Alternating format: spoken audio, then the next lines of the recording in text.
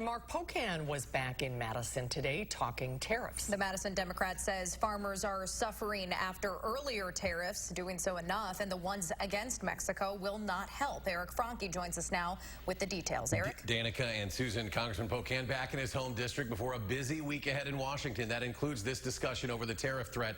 Pocan says it is the last thing farmers need to deal with right now, more tariffs, because many are still reeling from the last round of tariffs. As far as the president's aid package for farmers, and Pocan says that will give most of them just pennies on the dollar when it comes to making up the money that they lost due to the trade wars.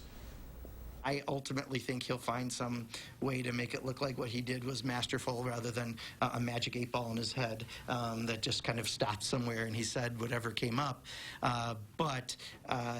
This is a real problem, and in Wisconsin, it's felt far more than a lot of other places, and our farmers right now are living through the last set of tariffs. Congressman Pocan says he isn't opposed to targeted tariffs when used in the right situations, but he says the president does not have a coherent trade policy. Pocan spent a lot of time today also talking about a lot of the work that Congress needs to do in the next few days and the weeks ahead, and he's been very vocal on the impeachment discussion, saying Congress needs to find a way to compel people to talk to them. He says one way to do that is to start an impeachment inquiry. He says when former White House counsel Don McGahn refused to testify before Congress recently, that to Pocan was, quote, the straw that broke the camel's back. Susan, Danica. Eric, thank you so much. Yeah.